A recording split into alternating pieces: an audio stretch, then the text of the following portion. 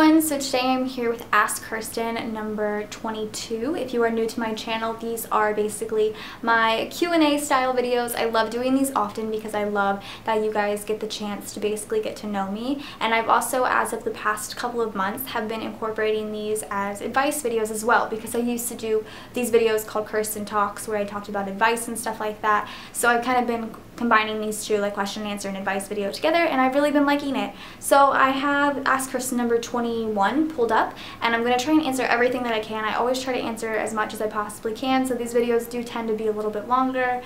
I'm sorry, but if you have any questions or anything like that for me, leave them in the comments below, and I will get to them in the next Ask Kirsten. So let's get started. This first question has 17 thumbs up, and it's from Jenna Belina X, and it says, how did you get your parents to let you live with Brian as a teenager, and how do you both budget your money and save? Okay, so if you don't know, I moved out to California when I was 18. Before I graduated high school, I actually ended up graduating high school out in California to live with Brian, and I did it all on a whim. I actually went out for spring break originally just to visit, and I loved it so much that I decided that I wanted to stay and finish high school out there and be with Brian, because we had been long distance for a year, and I was just like, I didn't really like it, and I didn't really like the school I was at back with my parents. Long story short, so I moved out. So I don't really know how to answer this question, because my parents are very laid back, very relaxed. They've always kind of just let me do what I want, because they know that I'm responsible and they know that I won't get into any trouble or anything like that. So when I told my parents that I wanted to stay in California, it kind of wasn't like a question. I don't know how to word this. It wasn't like a can I stay, because I was at that point, I was 18, so I mean I was legally an adult. I could make that decision on my own if I wanted, but you know, it wasn't hard because they're very relaxed, and they, you know, they trust me and they know I'm responsible. So it was very easy for me to just be like, hey mom, you know, I really don't want to come back. My parents knew that I hated the school I was going to. They knew I hated the area that we were living in, so they kind of understood that I wanted to be with Brian. I'd been with Brian for, at that point, like 2 years, so they understood. So it wasn't really hard for me to move in with him. But I know a lot of people's situations are very different, so I'm sorry that probably didn't help at all. But you know, I was 18, I could legally just be like, no, screw you guys if I wanted, but I didn't want to, and move out. But I asked my parents are very open about it, and they didn't really mind. And then the other question was, how do you both budget your money and save? That's so funny, because Brian and I we used to be so bad with money. Like while we were living in California, we were terrible. We would spend money all the time. Like, we were terrible with money. But recently it's just been a lot easier to save. We don't have a specific budget. Like, we don't write out how much we're gonna save each month. We just don't really go crazy with spending, and we end up having, you know, money. I mean, the only things we really buy nowadays is stuff for Avery, and we don't really go crazy in that, you know, way. We usually get her, like, you know, diapers, formula. If she needs more clothes, we'll get her more clothes. But it's not, I mean, I don't know, we don't have like a specific way we budget, so I don't really know how to answer this question either. I'm so sorry. But that's kind of, I mean, we just set aside money. If we have extra money, we set it aside. That's kind of how it's always been. Miranda Wills says, do you have a favorite thing about Avery? If so, what is it? I don't have like a certain favorite thing about her. I think Avery as an entire little human being is my favorite thing in the entire world. She's amazing. But favorite thing, I guess lately she's just been really funny. She just does a lot of funny things. When she's in her swing, she doesn't cry. Like, that's the thing I just want to let you guys know. Avery doesn't cry, except for like if she's having like a nightmare or something. But she doesn't cry. She's a complainer. She complains, and that is hilarious to me. So she's in her swing usually. She loves her swing, and when she wants to be picked up, she doesn't cry or anything. She throws her foot in the air and starts like waving it around and complaining, and it's so funny. It's the funniest thing in the whole world. That's one of my favorite things that she does. I also love that she's a snuggler. She loves to cuddle, so that's a huge favorite of mine. I know some babies actually don't like to be cuddled. I think that's strange. So that's definitely a favorite of mine. This question has 24 thumbs up. It's from Electric Virgo, and it says, what happened with you and Brian when you guys split temporarily, and what made you decide to get back with one another? So, okay, this question along with probably like 10 other questions is probably one of the questions that I just don't want to answer. I'm very open with you guys and I tell you guys a lot, but I just feel like there's some things that should be kept personal, and I am extremely open. I will tell you guys pretty much anything that you want to know, but this is just one of those things that I feel like I don't have to and don't want to share with you guys, and I hope that you can respect that. It's, you know, we've just had differences at the point. It was just a time in our lives. We'd been together 3.5 years. We were having differences. We were getting, you know, really upset, and we split up for like 2-3 days, and you know, at that time we were still living together. But yeah, this is just one of those things that I don't feel comfortable answering, and I hope you guys can respect that and understand that. And yeah, this question has 7 thumbs up. It's from Victoria Wellen, and it says, how did getting pregnant affect the tattoo on your thigh? Did it stretch or does it look the same? It looks the exact same. All my tattoos look the exact same. None of them stretched or anything. Malik says, what is one thing that you will do differently with your next pregnancy / birth / bringing Avery home experience? I don't think if there's anything I could do differently. I think every pregnancy, every birthing experience is different. So, I mean, I would just let it go. I would just go with the flow, honestly. And that's what I did when I gave birth to Avery. I just went with the flow. So I don't think there's really anything that I would do differently. And Defilio, this has 3 thumbs up, says, what's something nobody told you about parenthood? Parenthood?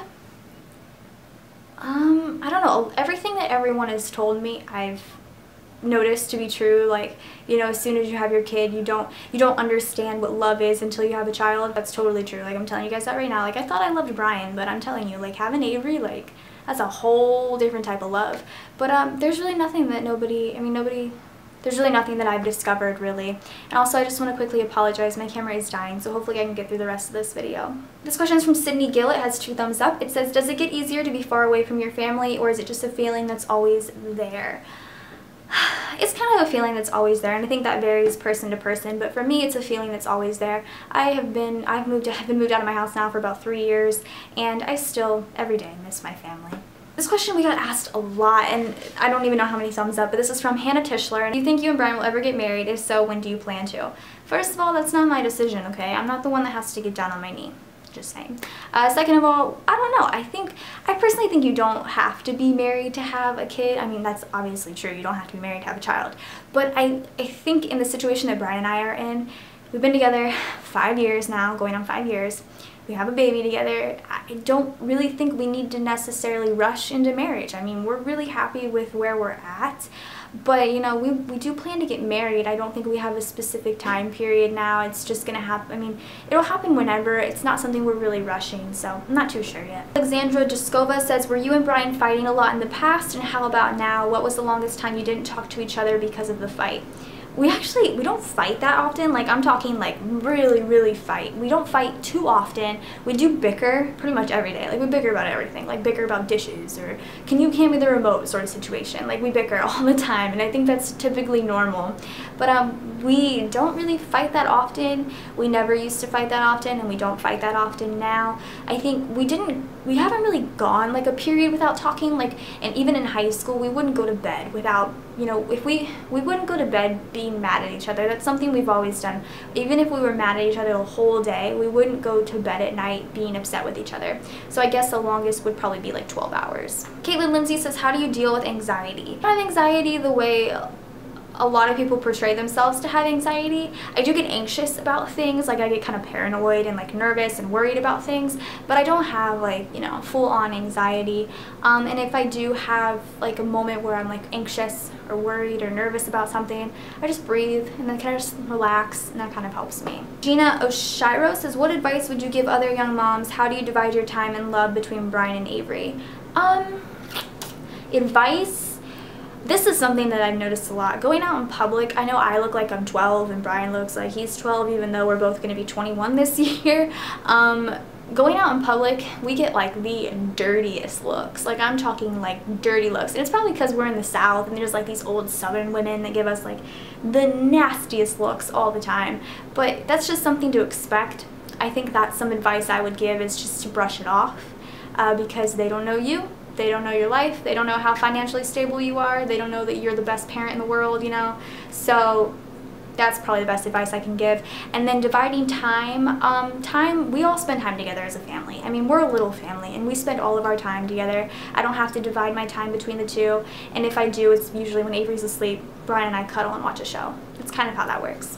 This has 5 thumbs up. It's from Sunny Pie 2, and it says, you seem to be you seem to be really prepared for Avery, but what surprised you the most after taking her home?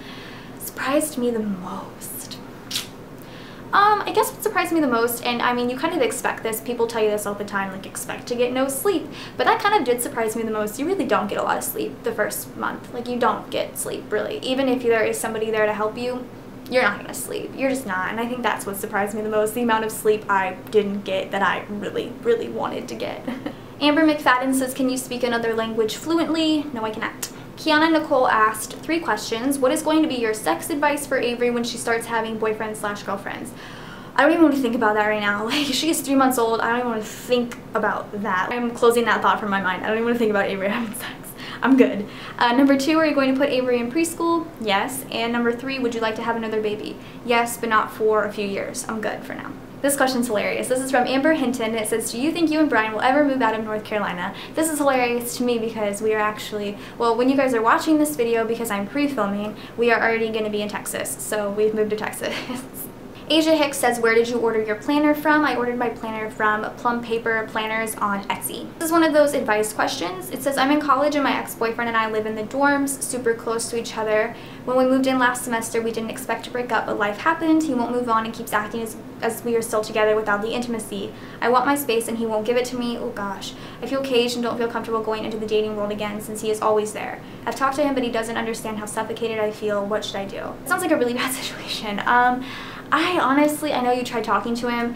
That's always what I say, talk to them, but I don't know, it's a tough one because I feel like that would be really suffocating, like always being right there. It's like, all right, like move on.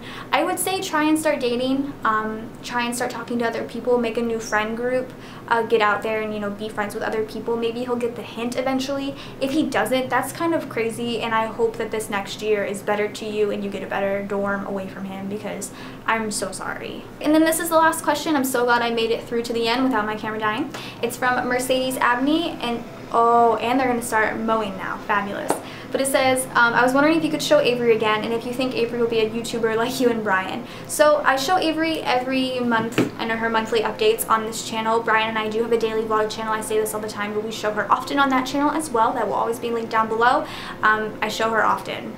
She's crazy. Do I think she'll be a YouTuber? I don't know. Will YouTube even be around in, you know, 10, 13 years? 13 years when I would let her make videos? I don't know. I don't even know if YouTube will be around next year. But yeah, I mean, I guess if she wants to make videos at 13, I would let her. Kind of depends on the types of videos, I guess. But I would let her. I'd help her. I'd edit them. I'd do stuff for her. I don't think I'd mind. But yeah, that's it for Ask Kirsten number 22. Again, if you have any questions, any advice that you'd like, put it in the comments down below and I will definitely answer it for you guys. I hope you guys enjoyed. Go ahead and subscribe to me if you're not already, and I'll see you guys in my next video. Bye guys.